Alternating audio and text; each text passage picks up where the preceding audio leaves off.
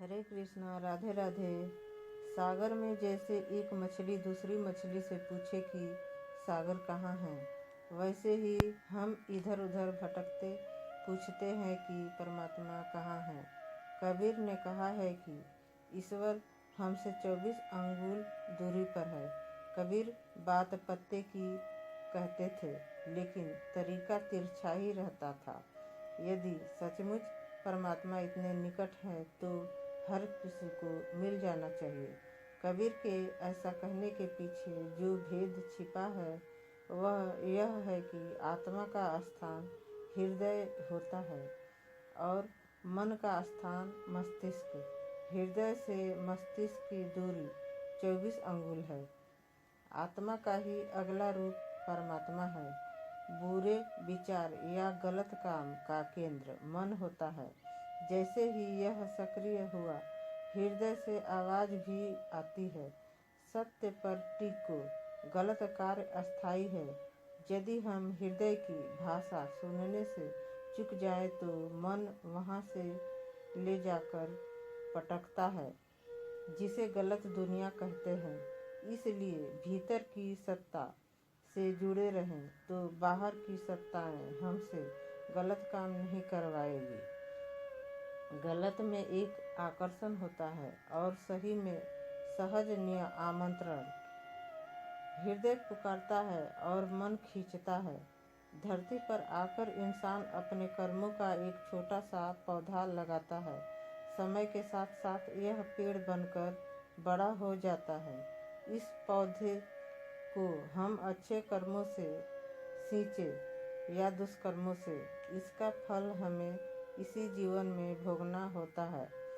जैन विचारधारा के अनुसार मुनि श्री प्रमाण सागर की उक्ति है, अप्पा सो परम्पा। आत्मा ही परमात्मा है। आत्मा जब तक राग द्वेष से मलिन होती है तब तक आत्मा कहलाती है। जब साधक राग द्वेष के विकार को नष्ट कर देता है तो उसकी आत्मा परमात्मा कहलाती है। परमात्मा इस संसार के हर जीव में है। सर्वव्यापी परमात्मा यानी ईश्वर हमें गलत कार्यों के लिए हर पल रोकता है, लेकिन जब इंसान अपने क्रोध, लालच, स्वार्थ के चक्कर में पड़ जाता है तो ईश्वर अपने मन से दिखाई नहीं देता है। फिर उन्हें ढूंढने के लिए इधर उधर भटकना पड़ता है। परमात्मा सत्य और सरल, पवित्र, दिव्य भाव से सभी जीवों से प्रेम करने वाले व्यक्ति के करीब होता है। साफ मन में ही परमात्मा का वास होता है। जब तक हम अपने मन को साफ नहीं करते तब तक परमात्मा का प्रवेश हो ही नहीं सकता।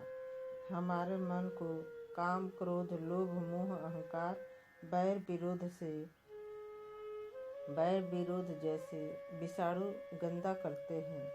इन सब से छुटकारा पाने के लिए सबसे पहले हमें अहंकार को छोड़ना होगा।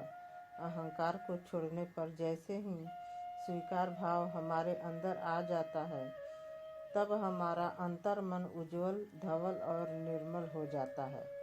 परमात्मा का मंदिर बन जाता है। भगवत गीता में है, जब जीव यानी मनुष्य इस संसार की भौतिक वस्तुओं के सुखों पर अपना ध्यान केंद्रित रखे रहता है तो दिव्य शक्ति जो उसके अंतर्मन में है यानी आत्मा, उस पर वह ध्यान नहीं दे पाता। इसलिए वह परमात्मा को समझ नहीं पाता है।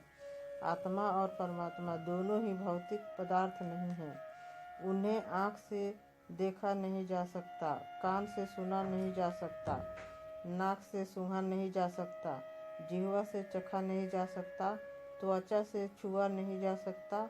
सर्वव्यापी ईश्वर का कोई आकार नहीं है, परंतु पवित्र हृदय वाला व्यक्ति परमात्मा को अपने अंदर महसूस कर सकता है।